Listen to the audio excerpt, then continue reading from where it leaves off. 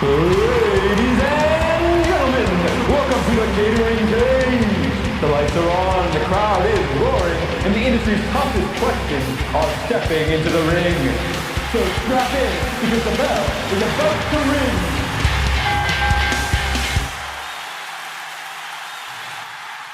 This is us. We're here. Welcome to another exciting episode of the Catering Cage. Today I've got Cherryh, I've got Kelly. We're going to talk about all things Austin. We're going to talk about the city of Austin because, that's a fun city. We're going to talk about fast casual. We're going to talk about Restaurant Catering Workshop. Kelly, I want to hear about what you're up to. It's been a great summer. But first of all, how's the summer? Kelly, what do you do all summer? Gosh, the summer was a busy one. I felt like I talked a lot about catering all summer, which a lot of times people think it's a slow month, but man, catering was rocking all summer Yeah. long. So that was good. I was a bunch of family occasions. I've got baptisms and weddings and engagement, you name it. And so I'm just trying to keep up. Well, you're everywhere. I have to be honest. You are catering these days. I love it. I love it. Because I'm out kayaking. I'm thinking about it. I'm going like Kelly's catering. Been there, done that. But I do want to talk about some gaps, Kelly. We're going to get into that a little bit because I just feel like catering. It's still this giant word that people throw around, and it just means so many different things to so many different people. And I want to talk about that a little bit. Okay, so in a minute.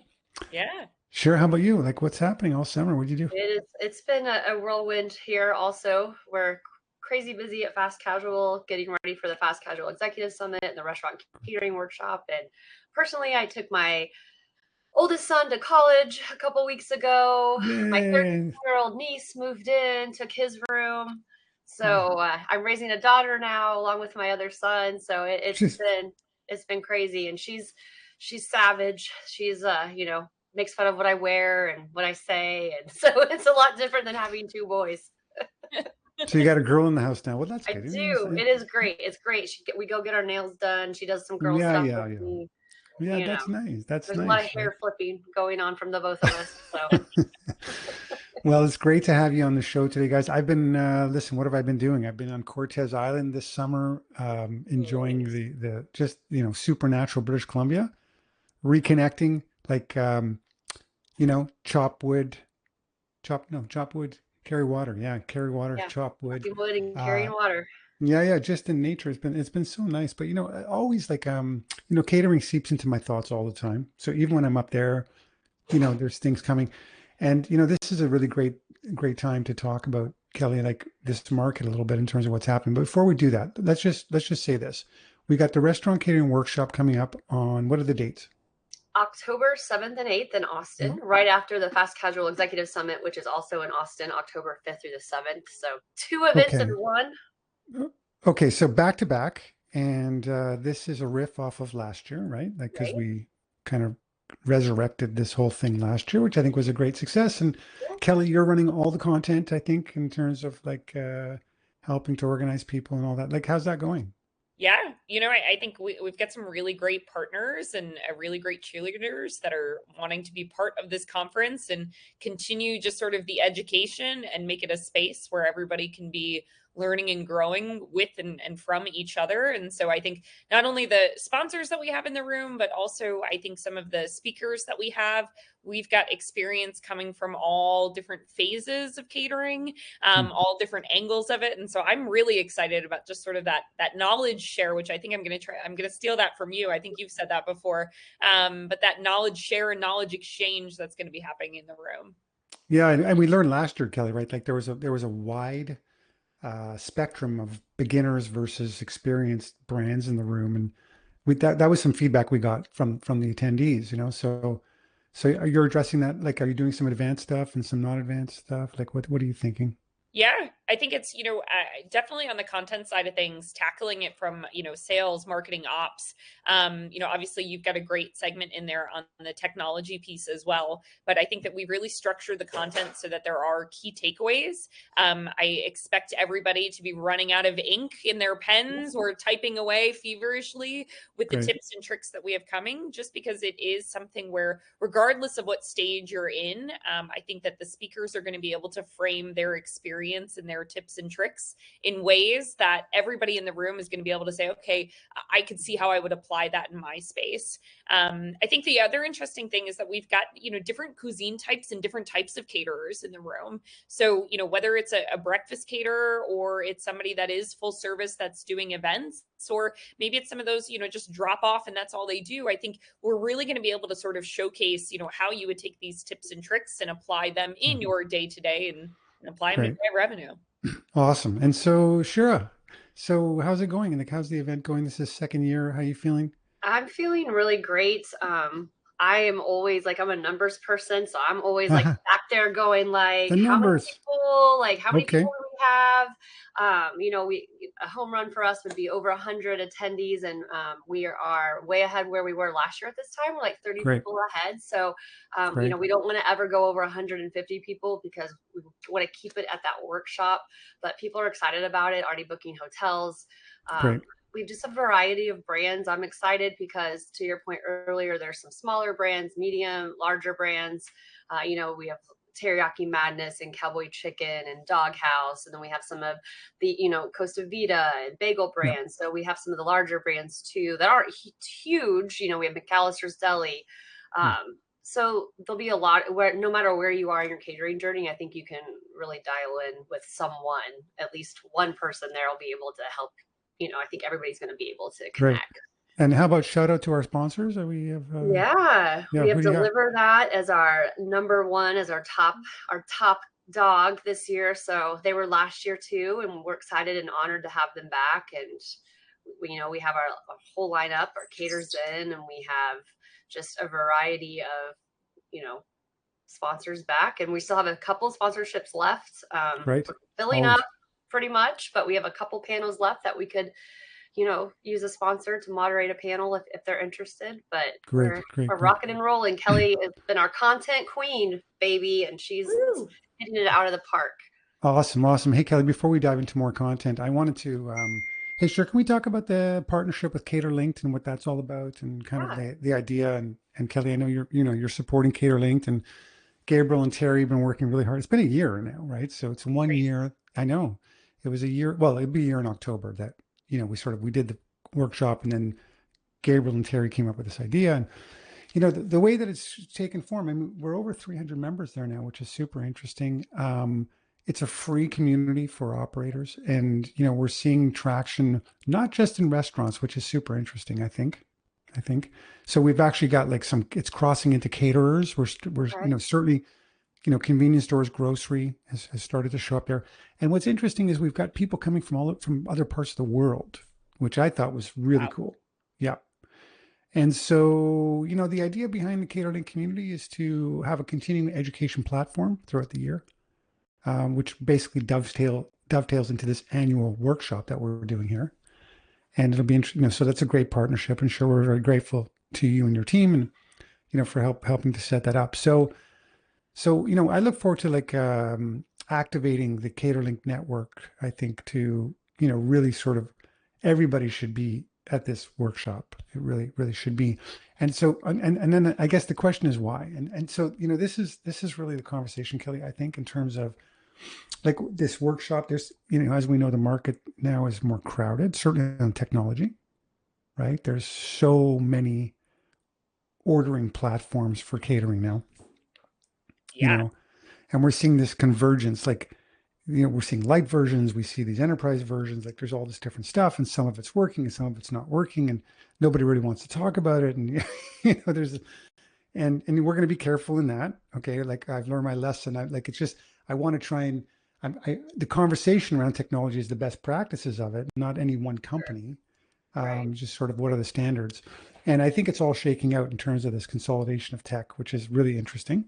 And so, that's always a dance. It's a hard conversation, but what is the difference this year to last year from your perspective in terms of putting this content stream together?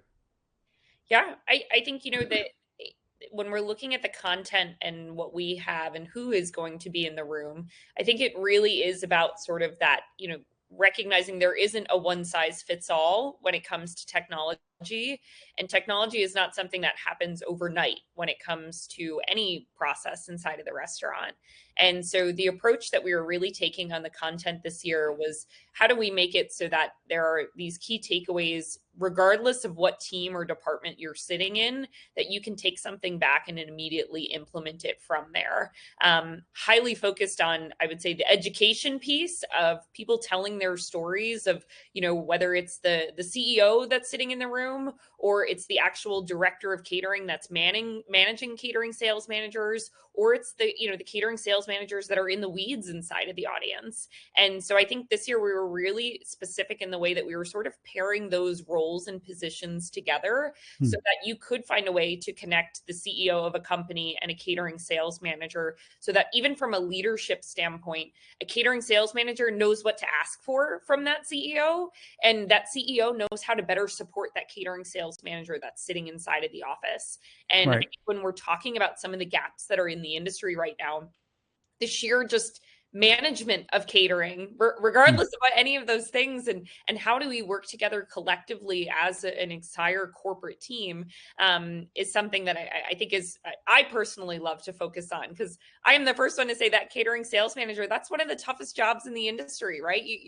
All you get told is just get more orders, get more orders, get more orders, and if you don't have the tools or support, it can be very difficult to do that. And so I know that, especially on the CaterLinked side of things, you guys have tapped into some very important segments of, it's not all about technology and your catering stack. It's how do you work together as a team to truly make catering part of your business, and that it's not one size fits all.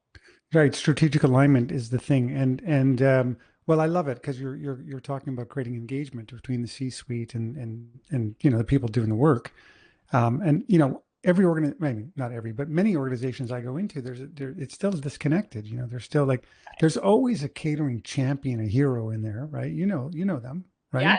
I mean, many of them come to our workshops, and we know who those people are, and we've been watching them grow as leaders, right? So over the years, they've been growing, they've been nurturing. They start off as catering sales managers, they become director of catering now. Yeah. And I'm going C-suite, when is the chief catering officers around the corner? Who and when?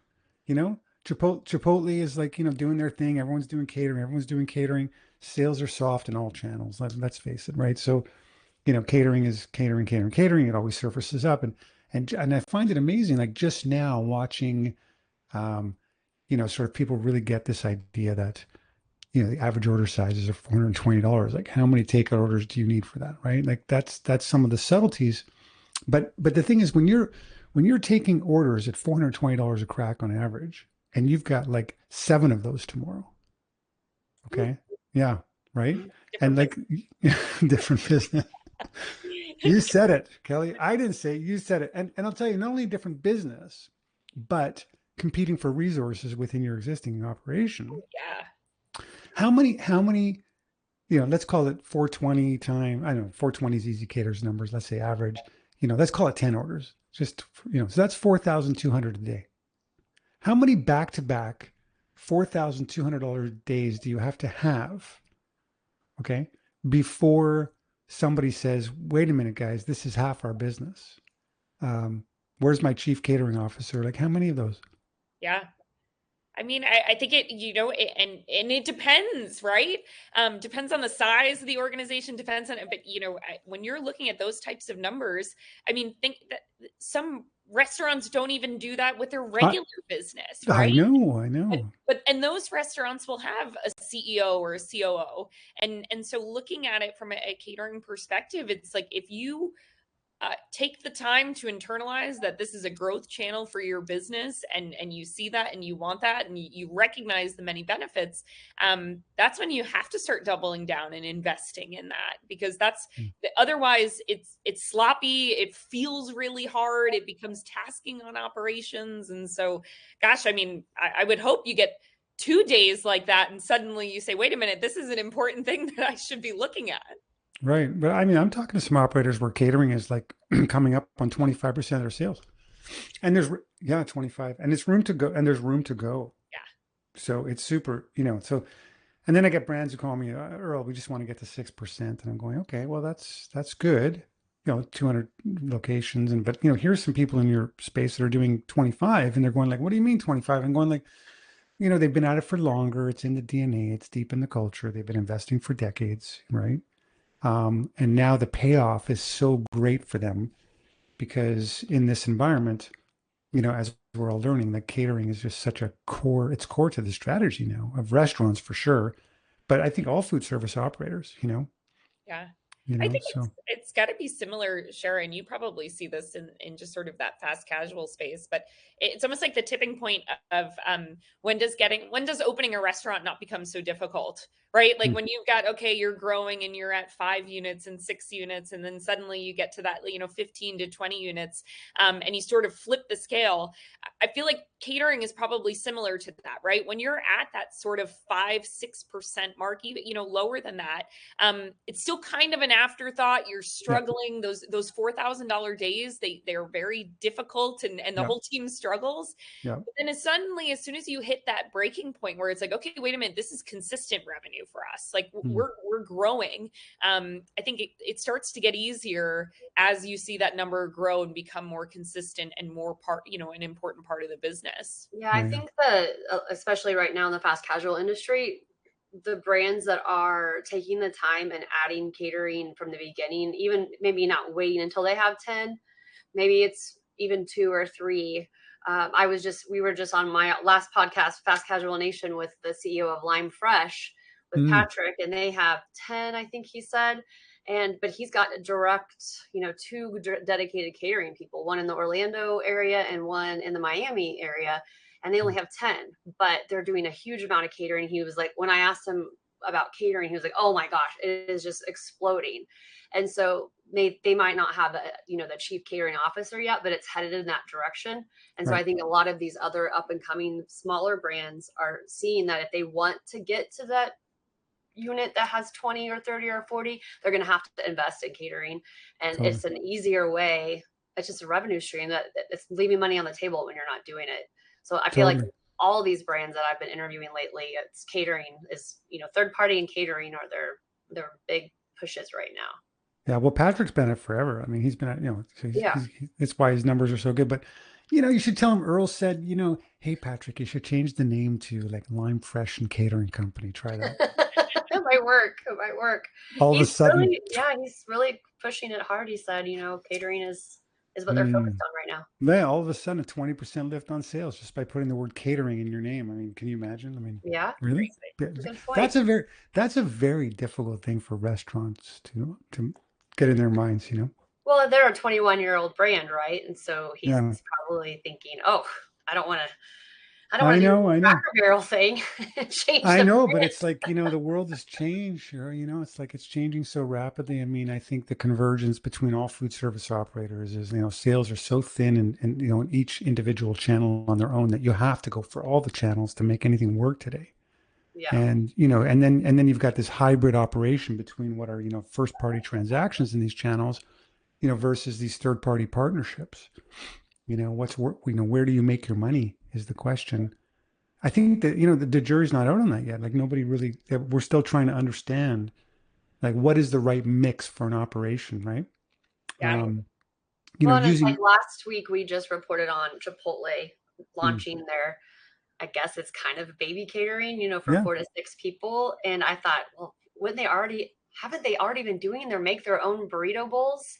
And I guess not, the thing was, this was a play to get to the smaller, catering sounds overwhelming of an office of 50, but if you have 6 people at your house, you can still do catering. Well, they have all the data. I mean, they must know that their customers must want custom burrito bowls at the boardroom table, or they wouldn't be doing it, I suppose. But I guess if you can set it up with sort of a burrito bar kind of situation, it works, right? So people can kind of make their own stuff, and that's no different than what Red Robin's done, for example, with their burger bars. Right. Get the burger, you get the condiments, it's all separate. You load it up, make your own burger. So I think it's all kind of moving in that direction. It'll be interesting to see, what all these brands end up doing. But I mean, to me, catering is so exciting, and Kelly, it's so exciting to watch you flourish as a like just a leader in our industry, somebody that's like rising above, and everybody's going to you for, Kelly, how do I do more catering? And I think it's just wonderful. Yeah. I think it's, for me, it's something I love talking about. So Yeah. that has definitely made it easier. But I think recognizing, the importance of it can be just an absolute game changer when it comes to restaurants, keeping the doors open, hiring another manager, growing it, like those types of things. But I will say, Earl, you've built an industry and a community around it. And I think that makes it that much easier when we're all constantly seeing each other's names and finding ways to collaborate together, that hasn't necessarily existed. And so while this workshop is going to be amazing for doing that live and in person and really getting some just, raw conversations started, one of my favorite things is seeing just the honest questions pop up inside of CaterLinked of, how I got this catering order that I've been begging for 6 months. And so being able to share the tips and tricks back and forth on that, I think we all know catering is a relationship driven business. And yes, you need catering. You need to have those relationships to grow your business. But I think even internally as an industry, those relationships amongst all of us that are in catering so we're literally helping to raise the awareness and raise the effectiveness of catering in the space. So obviously kudos to you, the grandfather of catering. The grandfather. That's what I needed to know. The great, soon to be the great grandfather. Yes, you said that. You said the grandfather. You got to connect with your mortality. Look, I had my time. I came through. I had my run.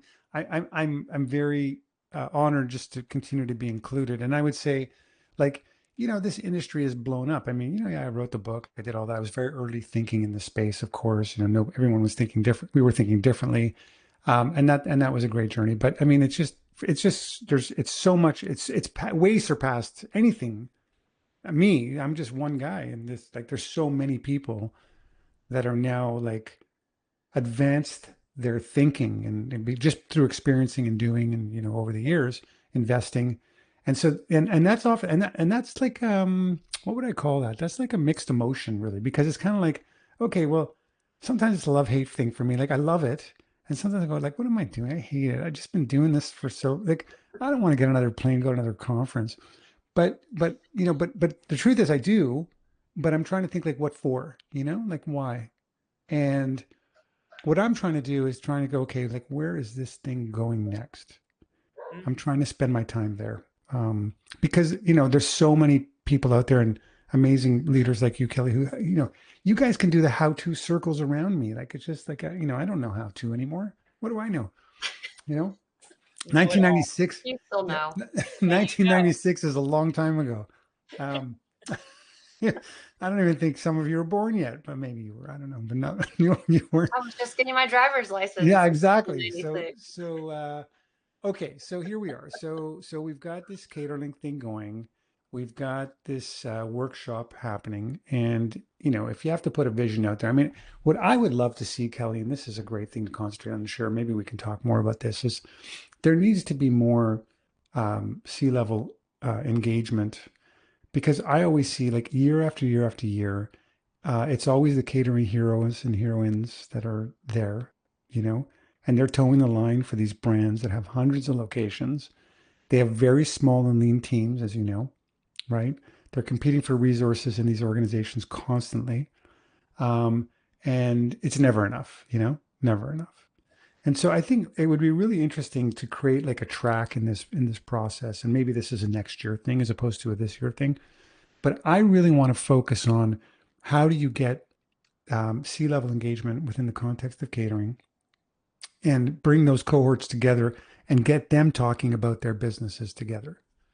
Because there are some that there's so much learning that has to happen across the strategic element, which is really giving people the comfort, confidence, and knowledge they need to unlock the bank. Okay, right, Kelly? Yeah. Right, because you need money to get technology. You need money to get vans. You need money to train people, to hire good talent. These are, call centers cost money. Packaging costs money. And many brands are afraid to do that because either they're not there yet, like they don't have enough information and data to make that investment, or they don't know how. And so they really shortchange the program, Big you time. know, you know, and therefore, growth is limited. So like if you want to know why you don't have catering sales, just look at what you're doing in your catering effort. If you're not putting effort, you're not getting sales. I mean, right? Yeah, but I do think there's a lot of challenges too. If you're like where do you start? Like you were saying Well, earlier, Earl, there's just a ton of different platforms. So if I'm a CEO and I have 6 restaurants, I would be overwhelmed with all the options. Like I don't yeah, even know totally, how totally, they totally. come to me and they're like, I'll interview them for stories and stuff, and they're Yeah, like, we don't even know. Like everybody's totally, telling me that I'll solve their problems. Everybody's trying to give me a subscription that's 20, it's totally, $100 a totally, month per store or whatever. It adds up. totally. But that adds up, Yeah. and Oh my they God. don't know they don't Yeah. even know where to go. Listen, there's so much fake news, Cherryh. And I mean, I know we're in the news business, but I got to say it. I'm not pointing fingers at any one company. Of Okay. course. There's a lot of confusion and there's a lot of misinformation. And that's why people like Kelly are so critical, right? Mhm. Because Kelly's just, shining the light. She's shining, even though she shines the light, people still look the other way. It's like, I know that because that's my life. Yeah. I'm Well, going what like, I'm hoping what this workshop will do is, like we said, there's all different levels of yeah, sizes, and we're hoping, and Kelly's been working with them to share their stories. So maybe, if you have 20 locations, and you can look and learn what that guy with the 20 locations did, whose platform are they using. So we're yeah. really hoping that people will be open and Mm. willing to discuss all the good and all the bad, what they've learned. So other people, we got to take everybody with us if we want to Yeah, grow. for sure, for sure. And I mean, and yeah, I mean, it does, some of it begins and ends with technology. I mean, you can't scale a B2B catering program today, without a platform, a technology platform. And that has to play in the ecosystem between, payments, point of sale, loyalty, all the marketplace stuff, back office. I mean, we know the complexity of restaurant technology stacks, Kelly. We're in it all day, right? I mean, we can't. Um, It's 2025, and we still can't even get third parties correct, and we can't get on like we can't even get some of the other ordering channels correct, and so it is definitely you, so yeah. complex. The reason is because it's the tail wagging the dog, and that's part of the challenge. Like where we are in our evolution as an industry and the adoption of technology, typically restaurants are slow to adopt, Mhm. and budgets are very constrained. And so like if you look at the convenience store industry, for example, like lots of budget for technology, and as a result, they are crushing. They're now starting to compete Oh yeah. like 7-Eleven is in the restaurant business. Like they should be at fast casual. They should be at our workshops. They are part of CaterLinked. Hmm. They're coming. So, but they have so restaurants need to really understand that they have to amp up their investments, and this is a hard thing in this environment because most restaurants are underwater now, right? It's very difficult. So it's really a chicken and egg thing, right? Like how do you? But the only way out of it is to get more sales. There's no other way. Right. Totally. It's just So old school stuff too. Like I was saying, Patrick has his dedicated people. It's those people going yeah, grassroots, going knocking on into the doors. schools and dropping off. Like I was thinking the other day what I want to do for my next part of my career, and I'm like, maybe I just want to go like be a catering person and like bring sandwiches to schools and give coupons. I just think talk to people all day. It would be so fun. I think You'd that be would be. good. You'd be really good at it.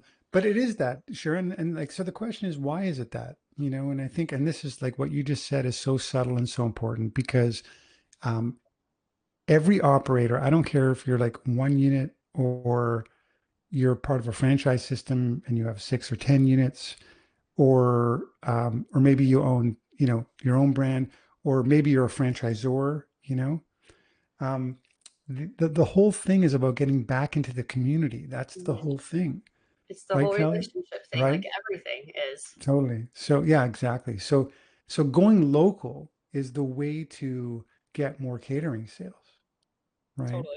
Yeah.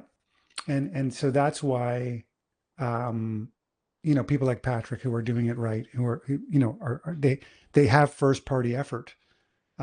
they do answer their phones. They do take orders. I won't mention the order management system they're using, but it's one of the good ones. There's lots of good ones.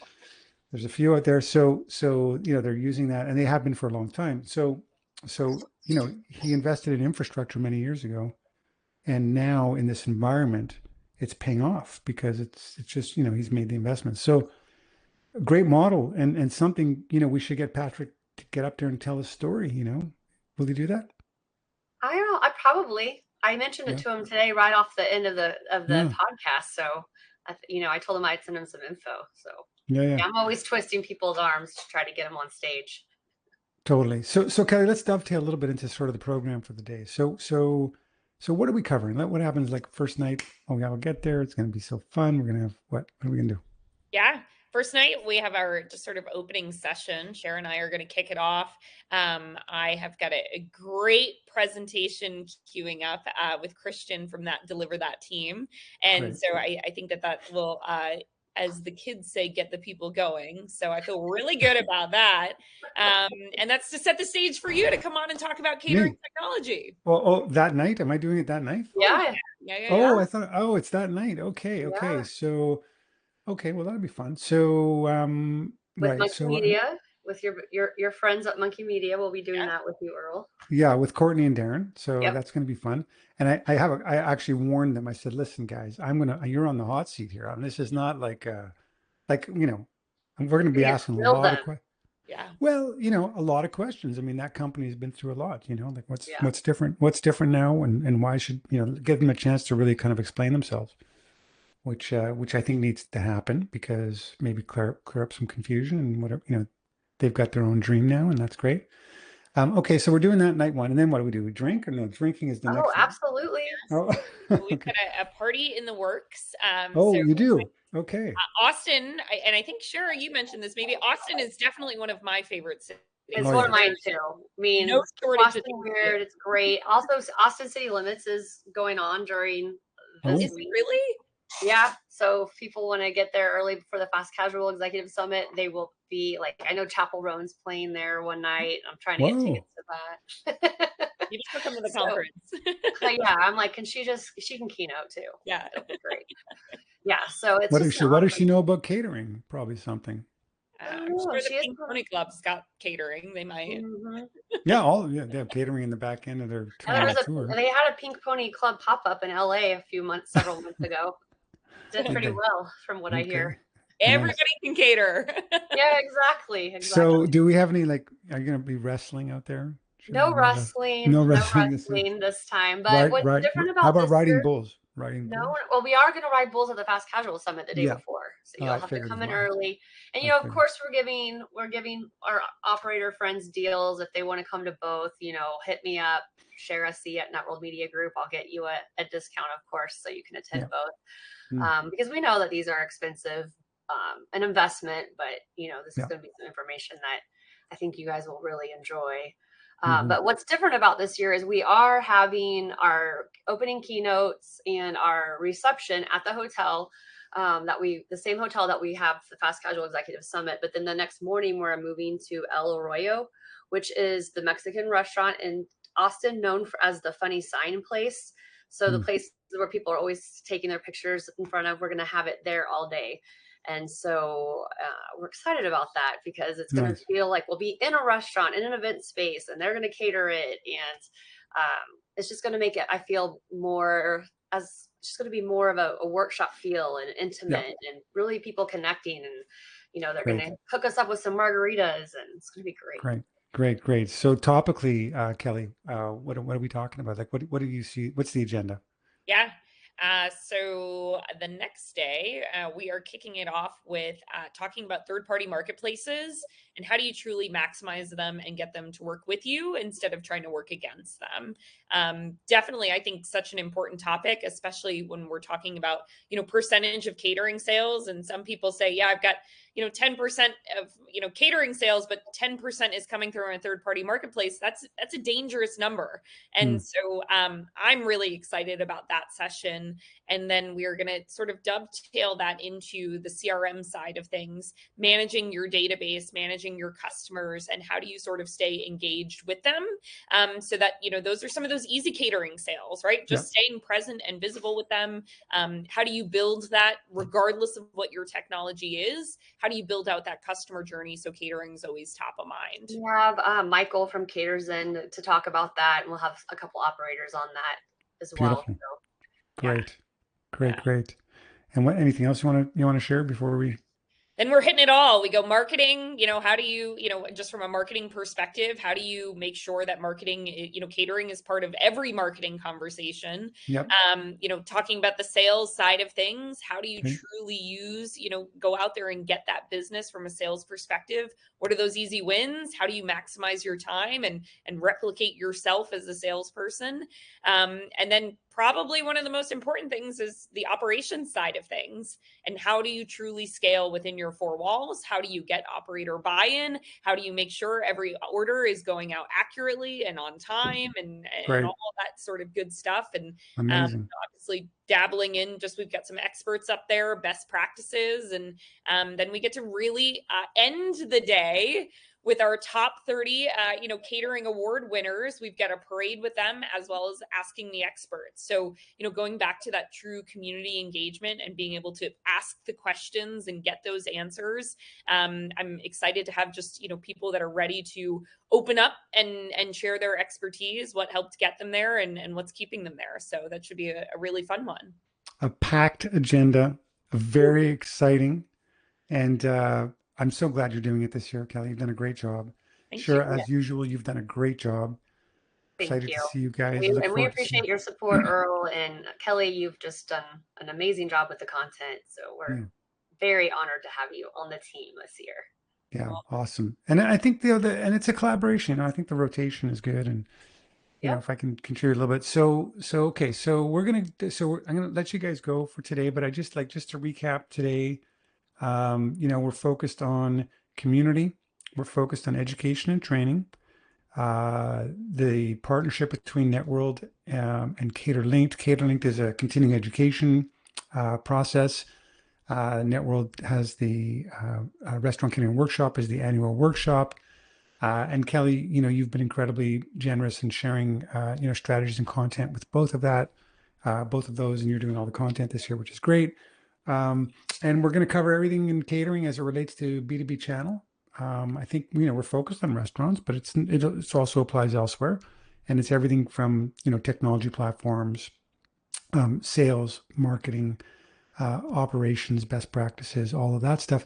But let's not shortchange the value of networking, which is just the relationships and the people that are in the room, which is always very nice. So it's always great to see some friends. So I'm really looking forward to seeing you both. And absolutely. That's my favorite part, is reconnecting with the family, with the totally. restaurant family, for sure. So you can go get more information at cateringworkshop.com. You can sign up there, get the agenda. So cateringworkshop.com, very easy to remember. And we really hope that you guys will come see us. And okay, great. And Kelly, where can people find you? Yeah, they can find me at Crumbs. You can check us out, restaurantcrumbs.com. We're an agency dedicated to incremental revenue for restaurants and helping with all things catering. So check us out. We have our monthly seminar with the CaterLinked team, the third Thursday of every month, where we talk about what are just some of those easy wins to help grow your catering sales. So check us out on LinkedIn. Drop us a line and obviously come see us at the workshop. Obviously, come on, Kelly. Obviously. Yes. If we had our way, we'd make it free also. But yes, everybody would come. I know the world doesn't work like that. We give you free. But it is very economical. You get your food, you get your booze, you get all the education, the networking. So it's a really good deal. All right. Good stuff, guys. Have a great day and welcome back. And that's the match. For the fight for off-premises greatness never stops. So tune in next week for more Catering Cage action. When our challenger steps into the ring, new contender, fresh strategy, same no holds barred arena. We'll see you back in the Catering Cage.